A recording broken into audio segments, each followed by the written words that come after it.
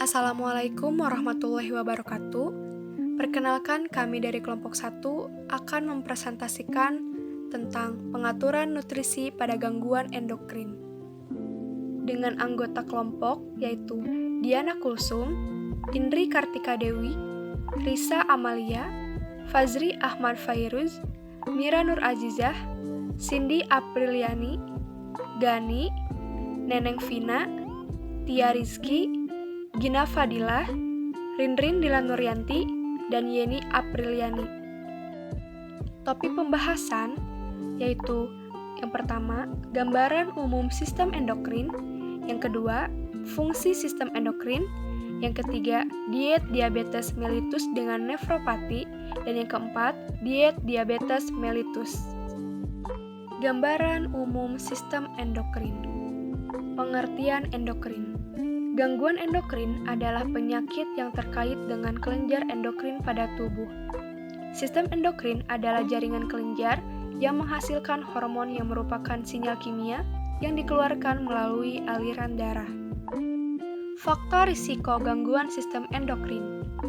Ada banyak faktor risiko yang membuat seseorang mengalami gangguan endokrin, yaitu yang pertama, meningkatnya kadar kolesterol, yang kedua, riwayat keluarga dengan gangguan endokrin, yang ketiga, inaktivitas, yang keempat, riwayat penyakit terhadap gangguan autoimun, yang kelima, pola makan yang tidak baik, yang keenam, kehamilan atau pada kasus seperti hipotiroidisme, dan yang ketujuh, operasi, trauma, infeksi, atau cedera serius yang baru saja terjadi. Penyebab gangguan sistem endokrin. Gangguan endokrin biasanya dikelompokkan dalam dua kategori, meliputi yang pertama, kelenjar menghasilkan terlalu banyak atau terlalu sedikit hormon endokrin yang disebut ketidakseimbangan hormon. Dan yang kedua, pembentukan luka seperti bintil atau tumor pada sistem endokrin yang dapat atau tidak memengaruhi kadar hormon. Gejala gangguan sistem endokrin. Yang pertama yaitu diabetes. Gangguan endokrin yang paling umum adalah diabetes mellitus, yang terjadi ketika pankreas tidak menghasilkan insulin yang cukup atau tubuh tidak dapat menggunakan insulin yang tersedia dengan optimal. Gejala diabetes dapat meliputi haus atau lapar yang berlebih, kelelahan, sering buang air kecil, mual dan muntah, kenaikan atau penurunan berat badan yang tidak disertai alasan, dan perubahan pada penglihatan. Yang kedua yaitu akromegali. Akromegali adalah gangguan ketika kelenjar pituitari menghasilkan hormon pertumbuhan yang berlebih. Ini menyebabkan pertumbuhan yang berlebih, terutama pada tangan dan kaki. Gejala akromegali biasanya meliputi ukuran bibir, hidung atau lidah yang terlalu besar, tangan atau kaki yang terlalu besar atau bengkak, perubahan struktur tulang muka, nyeri pada tubuh dan sendi, suara yang dalam, kelelahan dan kelemahan, sakit kepala, pertumbuhan tulang dan kartilago yang berlebih, serta penebalan kulit, disfungsi seksual termasuk penurunan libido, sleep apnea, dan gangguan pada penglihatan. 3. Penyakit Addison. Penyakit Addison ditandai dengan penurunan produksi kortisol dan aldosteron akibat kerusakan kelenjar adrenal. Gejala penyakit Addison biasanya meliputi depresi, diare, kelelahan, sakit kepala, hiperpigmentasi pada kulit, hipoglikemia, nafsu makan rendah, tekanan darah rendah, periode menstruasi yang terlewat, mual dengan atau tanpa muntah, ingin mengonsumsi garam, dan penurunan berat badan, kelemahan. 4. Sindrom Cushing. Sindrom Cushing disebabkan oleh kelebihan kortisol yang dihasilkan oleh kelenjar adrenal. Gejala dari sindrom Cushing biasanya meliputi buffalo hump atau lemak di antara bahu seperti punduk, diskolorasi kulit seperti memar, kelelahan, merasa sangat haus, penipisan dan melemahnya tulang osteoporosis, sering buang air kecil, gula darah tinggi atau hiperglikemia, tekanan darah tinggi atau hipertensi, mudah marah dan perubahan mood, obesitas pada bagian atas tubuh, wajah bundar dan kelemahan. 5. Yaitu penyakit Graves. Penyakit Graves merupakan salah satu jenis hipertiroidisme yang mengakibatkan produksi hormon tiroid. Gejala penyakit Graves biasanya meliputi mata menonjol, diare, kesulitan tidur, kelelahan dan kelemahan, goiter atau pembesaran kelenjar tiroid, intoleransi terhadap panas, detak jantung tidak teratur, mudah marah dan perubahan mood, detak jantung berdebar cepat atau takikardia, kulit yang tebal atau merah pada betis, tremor, dan penurunan berat badan. Keenam, Hashimoto's thyroiditis. Hashimoto's thyroiditis adalah suatu kondisi ketika tiroid diserang oleh sistem imun yang menyebabkan hipotiroidisme dan produksi hormon tiroid yang rendah. Gejalanya meliputi intoleransi terhadap dingin, konstipasi, rambut kering dan rontok, kelelahan, goiter atau pembesaran kelenjar tiroid, nyeri sendi dan otot, periode menstruasi yang terlewat, detak jantung yang melambat, dan pertambahan berat badan. Ketujuh, hipertiroidisme. Hipertiroidisme adalah kondisi yang ditandai dengan kelenjar tiroid yang overaktif. Gejala umum dari hipertiroidisme meliputi diare, kesulitan tidur, kelelahan, goiter, intoleransi terhadap panas, mudah marah dan perubahan mood, detak jantung yang cepat atau takikardia, tremor, penurunan berat badan tanpa penyebab, dan kelemahan. Kedelapan yaitu hipotiroidisme. Hipotiroidisme merupakan kondisi ketika tiroid underaktif dan menghasilkan terlalu sedikit hormon tiroid.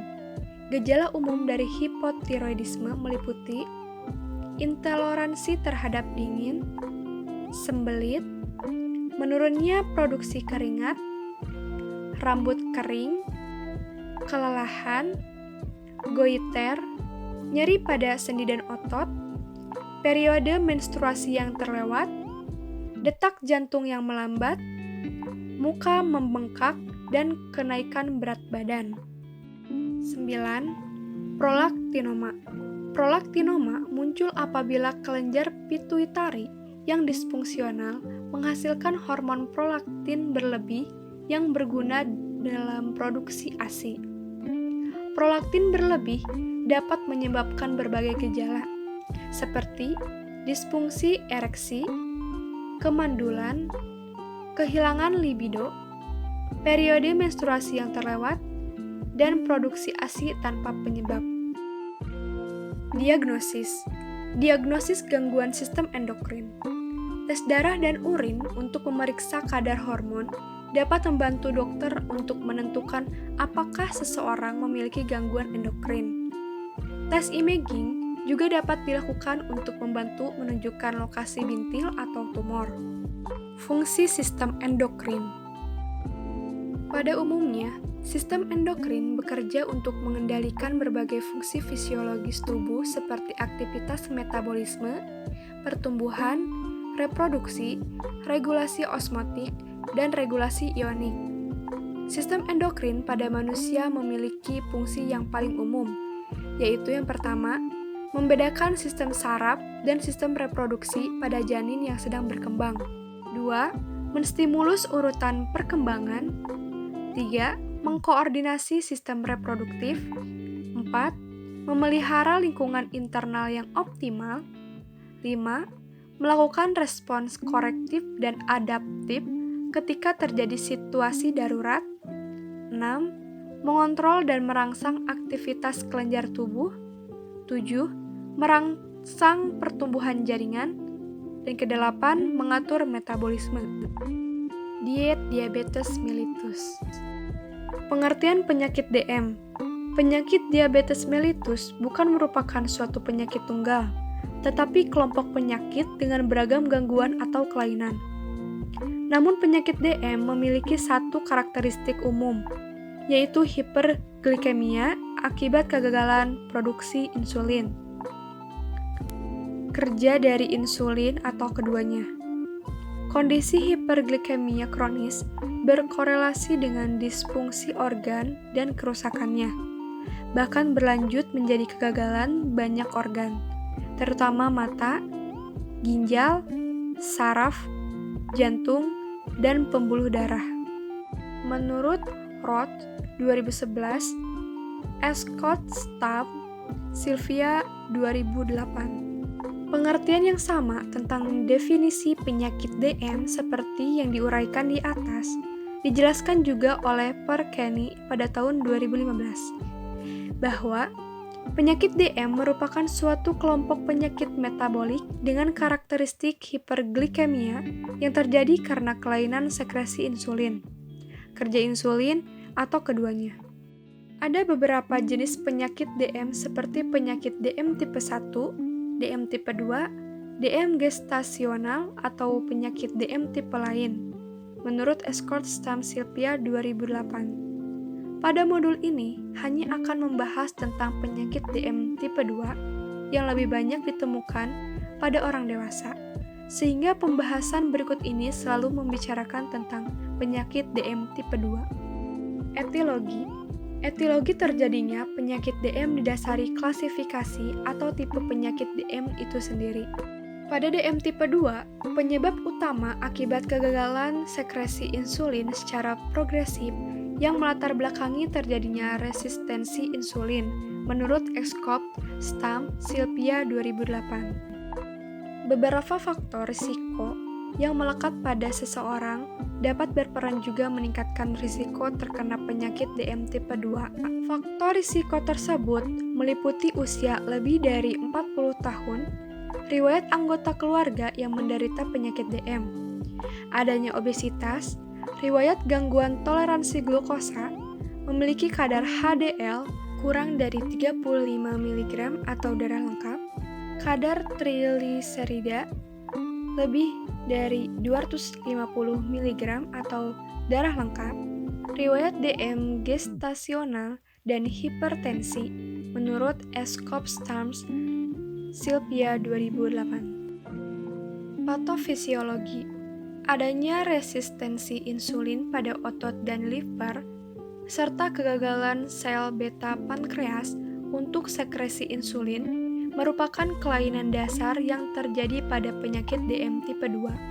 Selain otot, liver, dan sel beta pankreas, terdapat peran organ-organ lain yang berkontribusi terhadap terjadinya gangguan toleransi glukosa pada DM tipe 2. Organ-organ tersebut dan perannya adalah jaringan lemak dengan perannya meningkatkan lipolisis, gastrointestinal dengan defisiensi inkretin, sel alfa pankreas dengan terjadinya hiperglukagonemia, ginjal dengan meningkatnya absorpsi glukosa, dan peran otak dengan terjadinya resistensi insulin.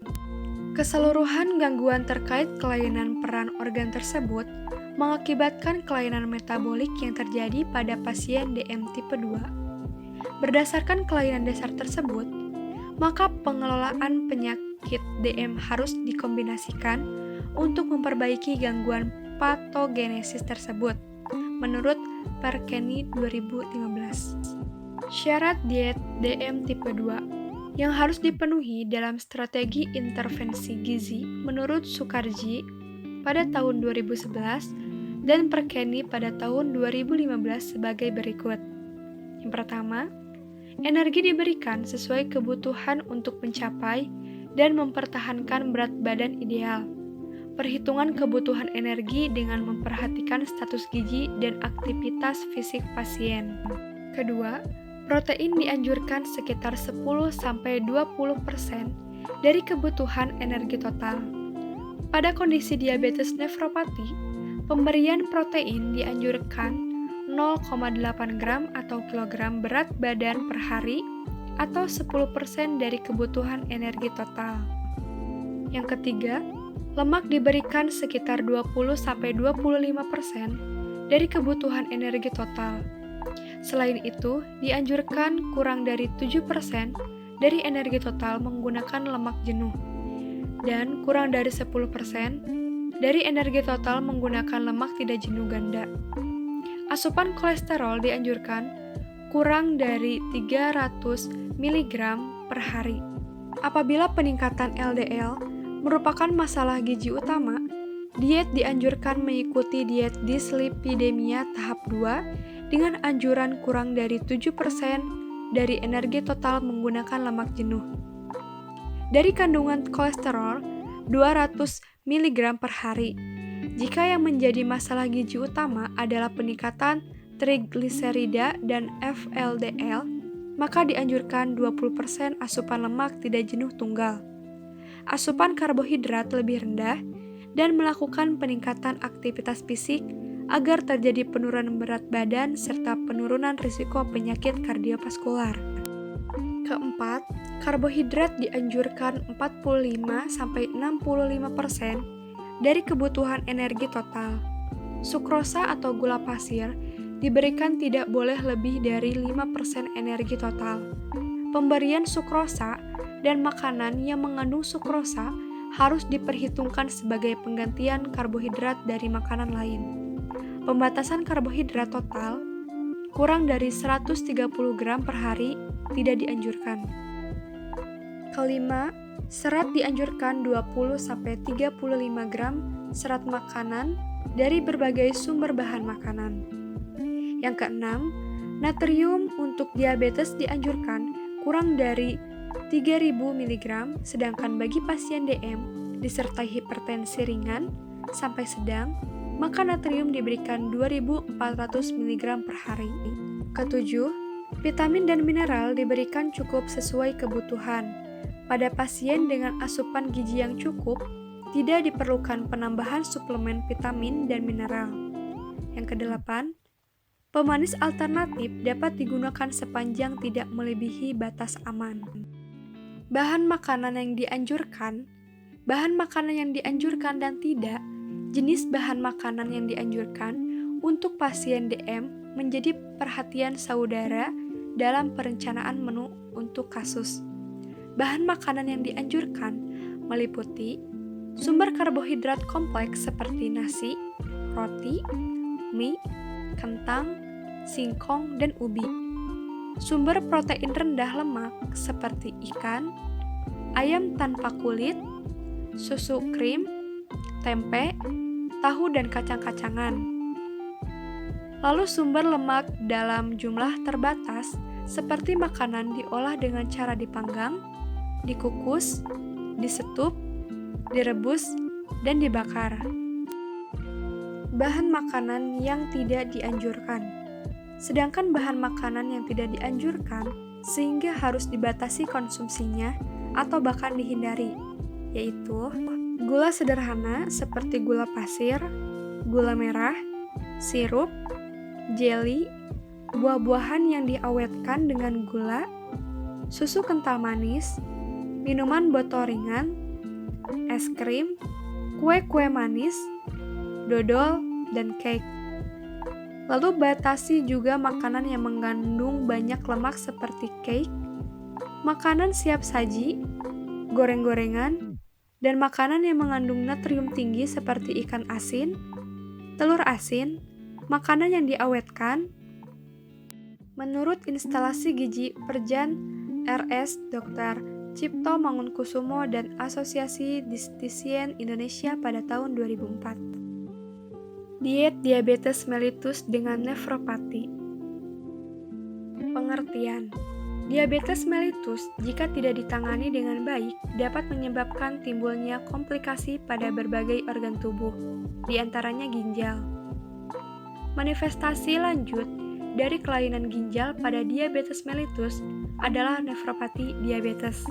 Diabetes mellitus atau DM adalah kumpulan gejala yang timbul pada seseorang yang mengalami peningkatan kadar gula darah atau glukosa darah akibat kekurangan hormon insulin secara absolut atau relatif. Pelaksanaan diet hendaknya disertai dengan latihan jasmani dan perubahan perilaku tentang makanan.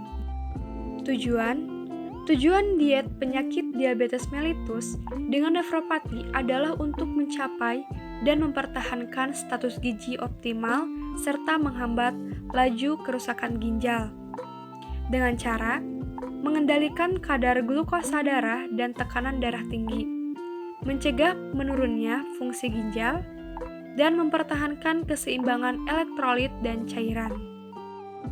Syarat diet penyakit DM nefropati: energi cukup 25-30 kilokalori atau kilogram berat badan, protein normal yaitu 10% dari kebutuhan energi total atau 0,8 gram atau kilogram berat badan, kebutuhan lemak 20-25% dari kebutuhan energi total, kebutuhan karbohidrat 55-60% dari kebutuhan energi total, natrium 1000-3000 mg tergantung pada tekanan darah, adanya edema atau pembengkakan, dan ekresi natrium. Lalu kalsium tinggi 1200-1600 mg dan cukup vitamin dan mineral. Bahan makanan yang dianjurkan. Bahan makanan yang dianjurkan untuk diet diabetes mellitus nefropati adalah sebagai berikut. Sumber karbohidrat kompleks seperti nasi, roti, mie, kentang singkong, dan sagu. Sumber protein hewani seperti ikan, ayam tanpa kulit, telur, susu, dan hasil olahannya. Sayur rendah kalium seperti kangkung, sawi, wortel, dan terong. Buah-buahan rendah kalium seperti jambu, kedongdong, mangga, sirsak, melon, semangka, nangka, pir, salak, sawo, bumbu atau semua jenis bumbu selain gula. Bahan makanan yang tidak dianjurkan. Bahan makanan yang tidak dianjurkan untuk diet diabetes mellitus nefropati adalah sebagai berikut. Sumber karbohidrat tinggi natrium seperti cake, biskuit, dan crackers. Bahan makanan sumber protein hewani seperti daging dan ikan yang diawetkan, ikan asin, sarden, dendeng, corned beef. Bahan makanan sumber protein nabati yaitu semua kacang-kacangan dan hasil olahannya yang merupakan sumber protein bernilai biologi rendah seperti tahu dan tempe. Sayuran tinggi kalium seperti tomat, kol, bayam, beet, daun bawang, tauge, kacang buncis, kembang kol, waluh, rebung, buah-buahan yang mengandung tinggi kalium seperti anggur, arbei, belimbing, duku, jambu biji, jeruk, dan pisang. Minuman yang mengandung alkohol dan berbagai minuman bersoda. Dan bumbu atau semua jenis gula dan madu. Contoh menu sehari. Pada saat pagi, roti putih dengan selai kacang, telur rebus, lalap daun, selada atau tomat. Pada pukul 10 diselingi dengan apel. Pada saat siang, yaitu nasi, semur daging, tempe goreng, pecel, jeruk. Pada jam 16 sore, diselingi dengan puding pepaya. Dan pada malam hari, yaitu nasi, pepes ikan, cah tahu, tumis kangkung, apel. Lalu pada jam 9, diselingi dengan crackers atau buah-buahan. Sekian materi yang bisa kelompok kami sampaikan. Mohon maaf jika banyak kesalahan. Wassalamualaikum warahmatullahi wabarakatuh.